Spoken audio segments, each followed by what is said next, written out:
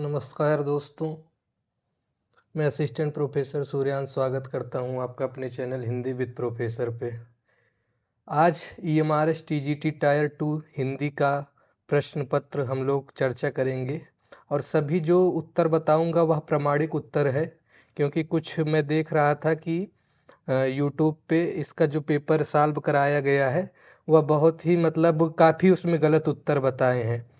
और मैं चूँकि हालाँकि ये चीज़ें अभी जो प्रश्न पत्र देखा तो इस बार का जो प्रश्न पत्र है वो काफ़ी अच्छा प्रश्न पत्र पूछा गया है लिखित परीक्षा के दृष्टिकोण से। लिखित परीक्षा में जो भी विद्यार्थी साहित्य की चीज़ें पढ़ के गया था तो वहाँ पे व्याकरण के अच्छे अच्छे प्रश्न पूछ लिए गए हैं। अभी तो हम वस्तुनिष्ठ जो प्रश्न पूछे गए थे 40 प्रश्न, उस पर अच्छी तरीके से विश्लेषण करेंगे और सभी प्रश्नों को मैं प्रूफ के साथ दिखाऊंगा कि कहाँ से प्रश्न पूछे गए हैं और सभी प्रश्नों की प्रामाणिक व्याख्या मैं आपको प्रदान करूंगा। चलते हैं, ये गद्यांश है, गद्यांश पे हम लोग चर्चा नहीं करेंगे, गद्यांश आप लोग देख लीजिएगा अपने अनुसार। प्रश्न संख्या 6 से चलते हैं। प्रश्न संख्या 6 जो है इसमें पूछा गया है कि निम्न में पश्चिमी हिंदी की बोली नहीं है। पश्चिमी हिंदी की बोली जो है इसमें उत्तर सही उत्तर हो जाएगा आपका कि बघेली बोली पश्चिमी हिंदी की नहीं है। यह जो बोली है यह अवधी और बघेली और एक छत्तीसगढ़ी जो है, छत्तीसगढ़ी जो बोली होती है ये जो है ये पूर्वी हिंदी की बोलियां हैं। इसलिए इसमें जो है दोस्तों आपका पश्चिमी हिंदी की बोली में नहीं है, ये उत्तर आपका 3 हो जाएगा। ब्रजभाषा जो है ये पश्चिमी हिंदी की बोली है, खड़ी बोली जो है ये पश्चिमी हिंदी की बोली है। सही उत्तर आपका बघेली हो जाएगा। निम्न में से भीष्म साहनी की कहानी नहीं है, प्रश्न संख्या 7। इस पे हम बात करेंगे, इसमें कौन सा उत्तर आपका होगा? तो भटकती राख भी इनकी कहानी नहीं है। पटरियां इसकी कहानी है। भाग्य रेखा इनकी कहानी है। 1953 में भाग्य रेखा भीष्म साहनी की एक प्रमुख कहानी है। पटरियां 1973 है। इसमें पिता कहानी शायद संकलित है, अभी मुझे याद रहा यूजीसी नेट के पाठ्यक्रम में लगी है। ये मुहब्बत की राहें इसका जो है वो सही उत्तर होगा। भीष्म साहनी की कहानी ये जो है ये नहीं है। ये जिस विद्यार्थी का प्रश्न पत्र पीडीएफ में खोला हूँ उसने गलत उत्तर लगाया है, तो इसको आप देखते हुए चलिएगा। अब प्रश्न संख्या 8 पे चलते हैं। याद हो कि न याद हो संस्मरण के लेखक कौन है? तो याद हो न याद हो एक बहुत ही चर्चित संस्मरण रहा है जो कि काशी के जीवन पे काशी का जो परिवेश है, उत्तर प्रदेश का एक स्थान है काशी, वहाँ पे उनके जो दोस्त हैं उसी को आधार बना के चर्चा पर चर्चा काशी में होता है। काशीनाथ सिंह का ये जो है संस्मरण बहुत ही प्रमुख है। नामवर सिंह का जो है ये रचना नहीं है, इसको आप देख लीजिए। प्रश्न संख्या आगे चलते हैं, प्रश्न संख्या 9 पे बात करते हैं। ये प्रश्न जो है इसको संशय की स्थिति है विद्यार्थियों में कि इसका सही उत्तर क्या होगा। इसका उत्तर मैं बताऊंगा क्योंकि मैं हिंदी साहित्य का इतिहास पढ़ा हूँ अच्छी तरीके से, तो ये वहीं का प्रश्न उठाया गया है रामचंद्र शुक्ल के इतिहास की पुस्तक से कि रामचंद्र शुक्ल ने हिंदी साहित्य के इतिहास में आधुनिक काल के पूर्व गद्य की अवस्था के अंतर्गत ब्रज भाषा के कितने लेखकों का वर्णन किया है। तो इसका सही उत्तर हो जाएगा 4। इसमें से जो प्रमुख जो हैं लेखक हैं मैं आपको बता देता हूँ। आप आधुनिक काल का जब पोर्शन खोलेंगे तो वहाँ पे आपको चीज़ें मिल जाएंगी, जैसे नाभा दास हो गए। नाभा दास ने ब्रज भाषा में लिखा है अष्टयाम। उसके बाद सूरत मिश्र हो गए, सूरत मिश्र। इसी प्रकार के 2 और लेखक थे, अभी मुझे नाम स्मरण में नहीं आ रहा है, तो इसको आप देख लीजिएगा। अब आगे चलते हैं।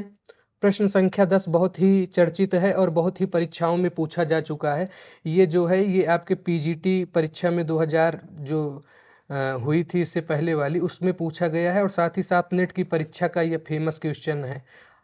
आरपीएससी की परीक्षा में भी यह प्रश्न पूछा गया है। तो यह यदि प्रबंध विस्तृत वनस्थली है तो मुक्तक एक चुना हुआ गुलदस्ता, इसी से यह सभी समाजों के लिए अधिक उपयुक्त तो होता है।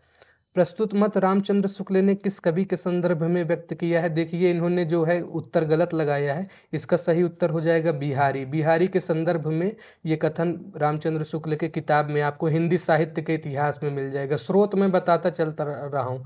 लगभग जहाँ तक मैं देखा तो सारे जो प्रश्न हैं वो हिंदी साहित्य का इतिहास पुस्तक जो है उसी से अभी तक मुझे मिले हैं। हिंदी साहित्य का इतिहास, रामचंद्र शुक्ल की पुस्तक, रामचंद्र शुक्ल की पुस्तक। आगे चलते हैं प्रश्न संख्या 11 पे। वे यानी केशवदास काव्य में अलंकार का स्थान प्रधान समझने वाले चमत्कारवादी कवि थे। प्रस्तुत मत किस आलोचक का है? तो ये भी प्रश्न, हालांकि इसका उत्तर मुझे नहीं पता है, लेकिन जहां तक है ये रामचंद्र शुक्ल का ही कथन है, इसको आप देख लीजिएगा। और प्रश्न संख्या 12 पे चलते हैं। प्रश्न संख्या 12, हिंदी भारतवर्ष के एक बहुत विशाल प्रदेश की साहित्य भाषा है। ये इसका सही उत्तर है, रामचंद्र शुक्ल का ही ये कथन है, इसको आप देख लीजिएगा। जन्मकाल की दृष्टि से निम्नलिखित रचनाकारों का सही अनुक्रम क्या है? प्रश्न संख्या 13, तो इसमें जो है आप पहला उत्तर इन्होंने सही लगाया है। कबीर का जन्म जो है वो 1398 में हुआ है। उसके बाद जायसी का जन्म जो हुआ है वो जायस के स्थान पे 1400 कुछ में हुआ था, याद नहीं आ रहा है। तुलसीदास का जो जन्म है वो 1532 में है, इसको आप देख लीजिएगा। और केशवदास का जो जन्म है मध्य प्रदेश में 1555 ईस्वी में होता है। तो इस तरीके से ये आपका क्रम हो जाएगा और सही उत्तर इसका ऑप्शन 1 है। अगली जो प्रश्न है, अगला प्रश्न है प्रश्न संख्या 14, हिंदी साहित्य के आदिकाल के संदर्भ में इसके नामकरण के बारे में असंगत युग्म पूछा है। प्रश्नों को हमको ध्यान से पढ़ना है, संगत और असंगत में कई विद्यार्थी गलत कर देते हैं, ये छोटी छोटी गलतियां हैं। जॉर्ज ग्रियर्सन ने चारण काल कहा था, यह बिल्कुल सही है। रामचंद्र शुक्ल ने वीरगाथा काल कहा था, हालांकि इन्होंने आदिकाल का नाम सुझाव तो दिया था, लेकिन नाम हजारी प्रसाद द्विवेदी ने ही दिया था। तो इसमें सही उत्तर जो हो जाएगा, इन्होंने सही लगाया है राहुल सांकृत्यायन बीज वपन काल जो है ये असंगत हो जाएगा। बीज वपन काल जो है वो महावीर प्रसाद द्विवेदी जी कहते हैं, महावीर प्रसाद द्विवेदी जी का ये नाम सुझाया गया है इनके द्वारा। बाकी सारी चीजें जो हैं वो सही हैं। इसी प्रकार जो है और भी नाम याद कर लीजिए, मान लीजिए किसी परीक्षा में पूछा जाए तो संक्रमण काल हो गया, संक्रमण काल, रामखिलावन पांडे, रामखिलावन पांडे, इसी प्रकार के अन्य जो हैं वो सारी चीजें आदिकाल के संदर्भ में नाम सुझाया गया है। अब इसमें चलते हैं प्रश्न संख्या 15 पे। निम्न में से तुलसीदास के विषय में रामचंद्र शुक्ल ने नहीं कहा है। गीतावली की रचना गोस्वामी जी ने सूरदास के अनुकरण पर की है। बाल लीला के कई पद ज्यों के त्यों सूरसागर में भी मिलते हैं। गोस्वामी जी की रचना संस्कृत गर्भित नहीं है। तुलसीदास जी रामानंद संप्रदाय के वैरागी परंपरा में नहीं जान पड़ते हैं। इसका जो सही उत्तर है ये थोड़ा संशय है और इसको बाद में आपको बताऊंगा। हालांकि इसमें जो है इसका उत्तर 3 ही लग रहा है, लेकिन उन्होंने संस्कृत की रचनाएं की थी। इसको मैं डिस्क्रिप्शन में डाल दूंगा, आप लोग देख लीजिएगा, क्योंकि मैं प्रमाणिक उत्तर ही आपको बताना चाहता हूं। अभी तो एक विद्यार्थी प्रश्न पत्र भेजा ही था, तो मैं सोचा कि इसको आपको सॉल्व करा दिया जाए। और अब ये प्रश्न उत्तर मैं आपको बताऊंगा बाद में। ये प्रश्न जो है प्रश्न संख्या 16, चंद्र बरदाई को हिंदी का प्रथम महाकवि कहने वाले आलोचक हैं। ये तो फेमस प्रश्न है, इसको सभी को पता है, रामचंद्र शुक्ल। स्रोत जो है पुस्तक हिंदी साहित्य के इतिहास में ही उन्होंने, हिंदी साहित्य का इतिहास पुस्तक में उन्होंने कहा है कि चंद्र बरदाई जो है हिंदी के प्रथम महाकवि हैं। रामचंद्र शुक्ल ने सूफी कवि कुतुबन के बारे में नहीं कहा। देखिए ध्यान से पढ़िएगा, नहीं कहा पूछा है, तो ये चिश्ती वंश के शेख बुरहान के शिष्य थे, ये चीजें सही है। ये जौनपुर के बादशाह हुसैन शाह के आश्रित थे, ये भी चीज सही है। इनका समय विक्रम की 14वीं शताब्दी का मध्य भाग था। दोस्तों ये गलत है, ये 16वीं शताब्दी होगा, 16वीं शताब्दी के मध्य भाग। तो इसमें जो है इसका सही उत्तर जो हो जाएगा वो 3 हो जाएगा। अब इन्होंने मृगावती नाम की रचना लिखी है, बिल्कुल लिखी है, 1501 इसका प्रकाशन है। तो इसका जो उत्तर हो जाएगा ये जो है ऑप्शन नंबर 3 हो जाएगा। इसको आप देख लीजिएगा, ये रेखांकित कर दिया हूँ। निम्न में किशोरीलाल गोस्वामी की कहानी नहीं है। किशोरीलाल गोस्वामी की कहानी है पूछा है, नहीं नहीं पूछा है। तो 11 वर्ष का जो समय है ये सभी जानते हैं, रामचंद्र शुक्ल की कहानी है, इन्होंने गलत लगाया है। प्लेग की चुड़ैल लाला भगवान दीन की रचना है, भगवान दीन की रचना है। और ये गिरजा दत्त वाजपेयी की रचना है, गिरजा दत्त वाजपेयी जी की रचना है। तो ये चीजें जो है ये देख लीजिए, इसका सही उत्तर हो जाएगा गुलबहार। आगे चलते हैं। निम्नलिखित रचनाओं में महादेवी वर्मा का कविता संकलन है, तो ये इसका सही उत्तर दीपशिखा हो जाएगा। दीपशिखा में अनेक इनकी महत्वपूर्ण कविताएं जो हैं वो संकलित हैं। जैसे उदाहरण देख लीजिए कि बीन भी हूँ मैं तुम्हारी रागनी भी हूँ, एक सेकंड, बीन भी हूँ मैं तुम्हारी रागनी भी हूँ, बीन भी हूँ तुम्हारी रागनी भी हूँ। तो ये जो हो जाएगा ये उत्तर हो जाएगा। 1961 में आंगन के पार द्वार अज्ञे की रचना है, अज्ञे की रचना है। इस पे जो है वो साहित्य अकादमी ज्ञानपीठ पुरस्कार भी मिला था, ज्ञानपीठ पुरस्कार भी मिला था। इसको आप देख लीजिएगा। स्वर्णधूलि जो है ये पंत की रचना है, सुमित्रा नंदन पंत की रचना है। और ये गीत गुंज भी पंत की रचना है। थोड़ा सा जो तकनीकी समस्या है, अभी लैपटॉप से पढ़ा रहा हूँ तो इसके लिए क्षमा चाहता हूँ। और बाकी सारी चीज़ें मैं आपको सॉल्व करा रहा हूँ, इस सभी में सुधार धीमे धीमे होगा। प्रश्न संख्या जो है वो 20।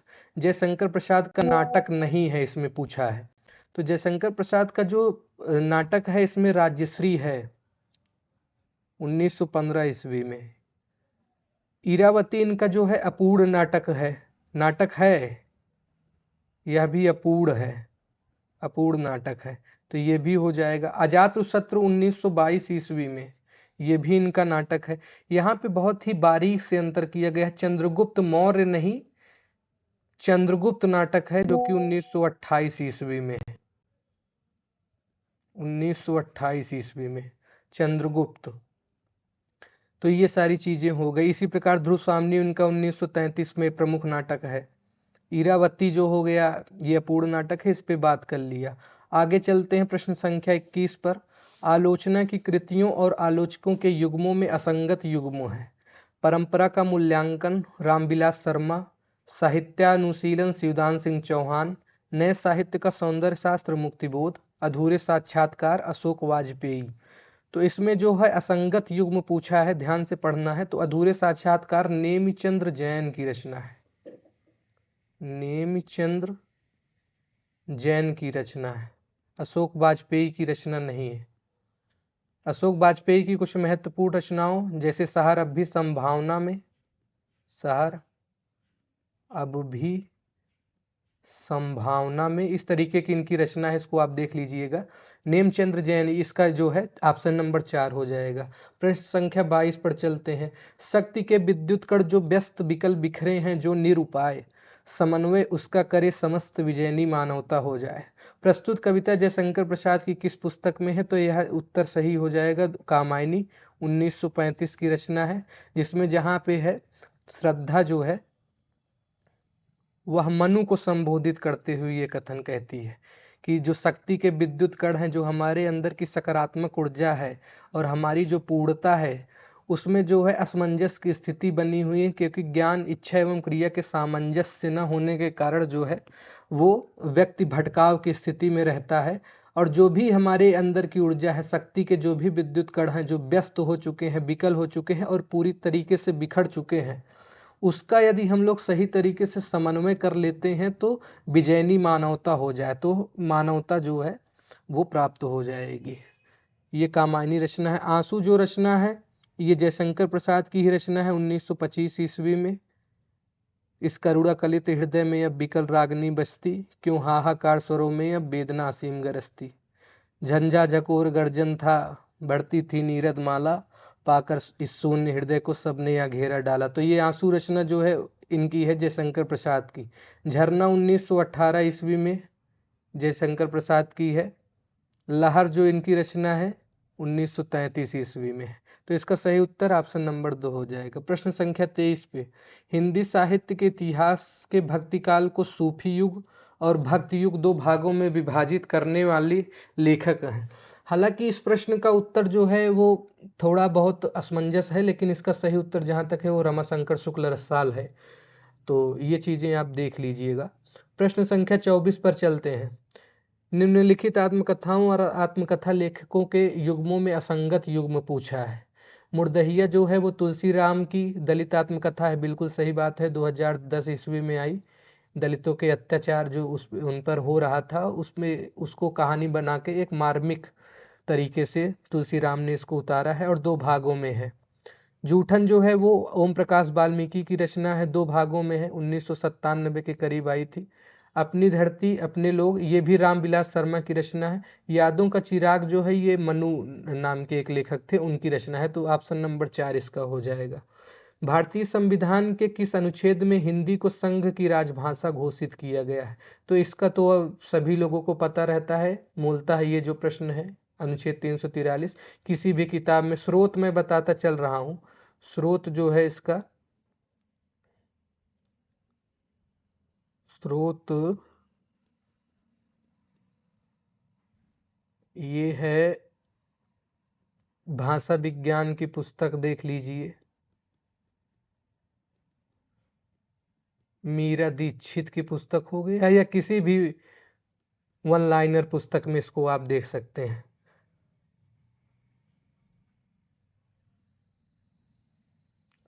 आगे चलते हैं। निम्नलिखित उपन्यासों और उपन्यासकारों के युग्म में असंगत पूछा है। प्रश्न संख्या 26। तो छिन्नमस्ता प्रभा केतान की रचना है, ये तो बिल्कुल सही बात है। और अक्षयवट नासिरा शर्मा की है, ये भी बिल्कुल सही बात है। बात एक औरत की कृष्णा गोहोत्री की, ये भी बिल्कुल सही बात है। अकेला पलाश जो है ये पद्मा सचदेव की रचना नहीं है, इसको आप देख लीजिएगा। प्रश्न संख्या जो 27 है उस पे चलते हैं। निम्नलिखित समास और सामासिक शब्द युग्म में असंगत है पूछा गया है।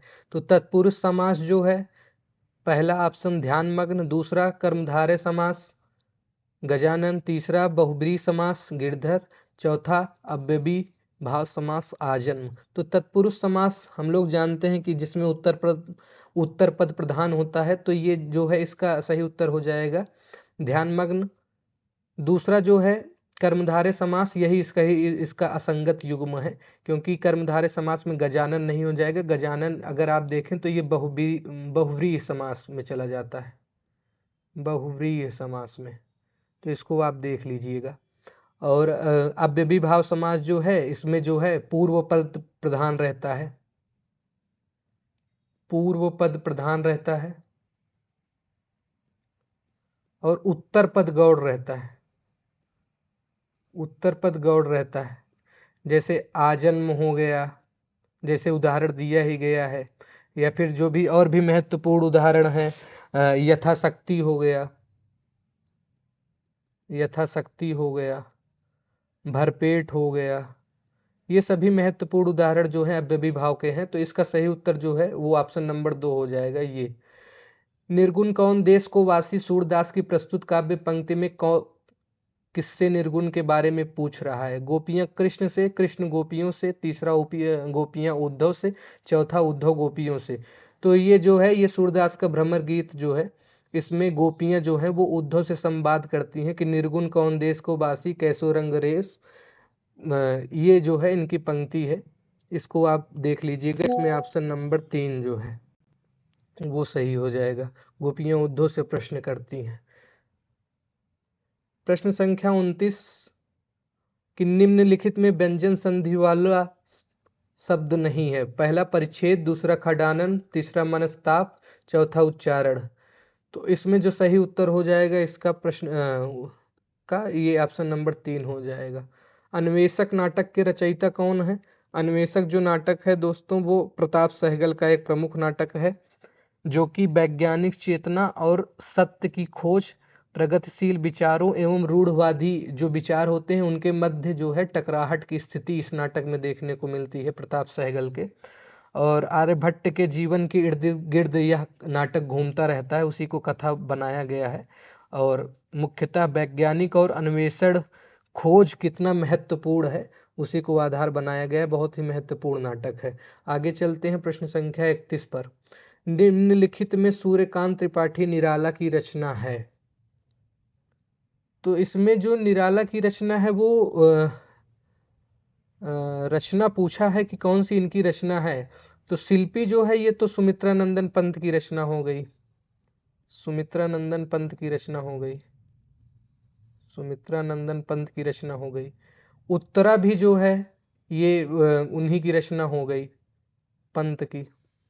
और छड़दा जो है वो मेरे हिसाब से महादेवी वर्मा का रचना तो है, लेकिन ये श्रृंखला की कड़ियाँ और छड़दा जो है ये उसमें संस्मरण में आती हैं। तो ये महादेवी। अलका जो है ये इनका उपन्यास है।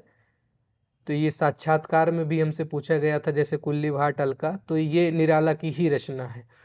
आगे चलते हैं कि रसखान ने अपने सच्चे प्रेम की वंजना प्रमुखता की है। तो कवित्व सवैयों में उन्होंने की है कि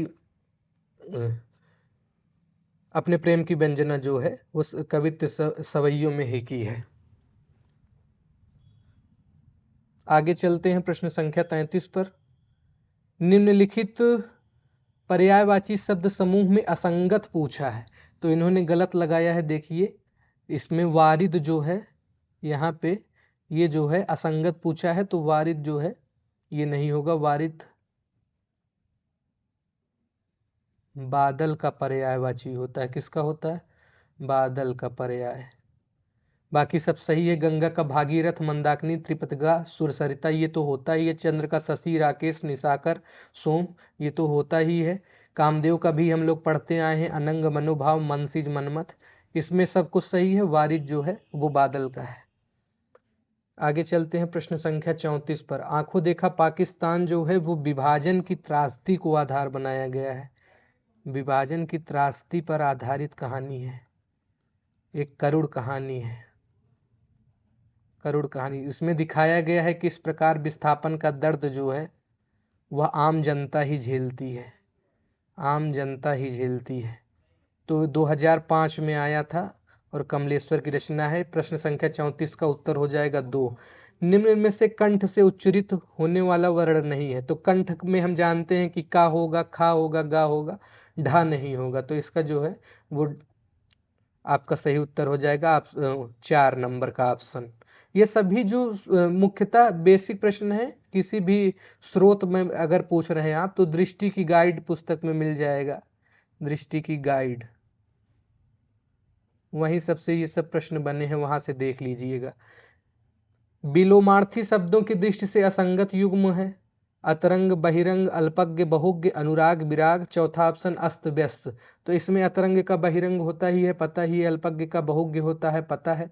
अनुराग का विराग। अस्त व्यस्त इसमें जो है ये इसका जो है असंगत युग्म है। असंगत युग्म है। अब हम लोग चलते हैं परंपरा बंधन नहीं निबंध लेखक के कौन है। परंपरा बंधन नहीं निबंध संग्रह के लेखक कौन है। तो ये विद्यानिवास मिश्र का है।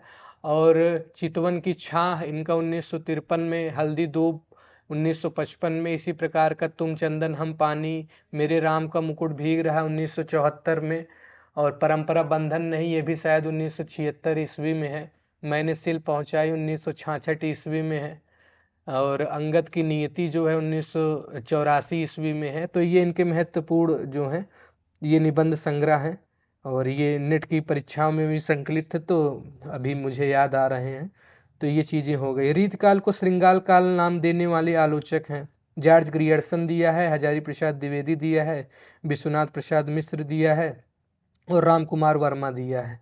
तो श्रृंगार काल इन्होंने कहा था विश्वनाथ प्रसाद मिश्र ने। ऑप्शन नंबर इसका 3 हो जाएगा, इन्होंने गलत लगाया है। और रीतिकाल जो नाम दिया था, रीतकाल नाम दिया था रामचंद्र शुक्ल ने। रामचंद्र शुक्ल ने। तो इसको आप देख लीजिएगा।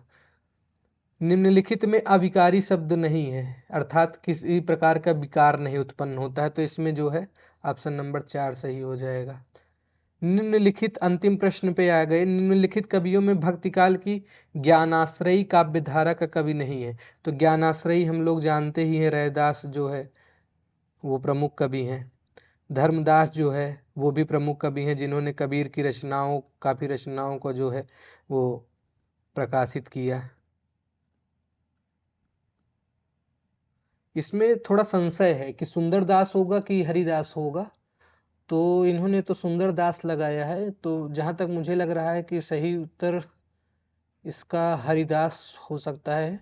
बाकी आप देख लीजिएगा, क्योंकि प्रश्न पत्र अचानक आया तो अभी कुछ चीज़ें इसके संदर्भ में मैं उतना टीजीटी की बारे में उतना नहीं जानता था, लेकिन हाँ ये है कि प्रश्न काफ़ी इसमें ठीक आए हैं और सतही प्रश्न है और प्रश्न पत्रों के हिसाब से देखा जाए, लेकिन कुछ प्रश्न का अच्छे आए हैं।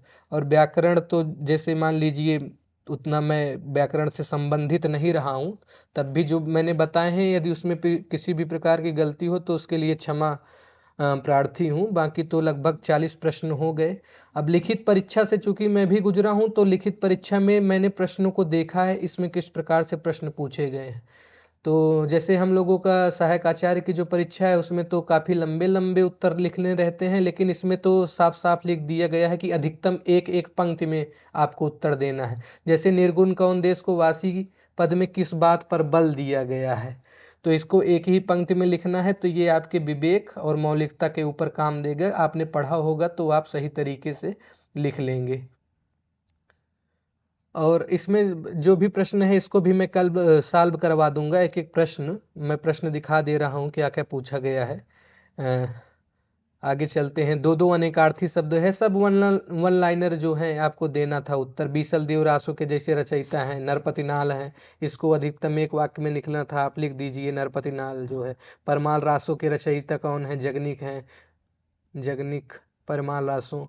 रामचंद्र शुक्ल ने पृथ्वीराज रासो को बहुत बड़ा ग्रंथ माना है, क्योंकि इसके बारे में भी लिखिए कि इसमें किस प्रकार से अधिकतम जो है चौपाइयाँ, दोहों, कवित्व इत्यादि का प्रयोग हुआ है। साथ ही साथ इसके बारे में आप बताइएगा। क्या पृथ्वीराज रासो हजारी प्रसाद द्विवेदी के अनुसार प्रामाणिक रचना है? हजारी प्रसाद द्विवेदी ने इसे अर्ध प्रामाणिक रचना माना था, ये तो गलत बात है। इसी प्रकार एक एक पंक्ति में लिखना है। तो यदि आपने पढ़ा होगा तो सही तरीके से लिख दिए होंगे। लोकोक्तियों के अर्थ आपको बताने थे, बहुत ही मतलब देख रहा हूँ तो सिंपल ही है। आप भला तो जग भला, ऊँट के मुंह में जीरा, दूध का दूध, थोथा चना बाजे घना। इसका स्रोत बता दे रहा हूँ, ये सब सारी चीजें कहाँ मिल जाएंगी।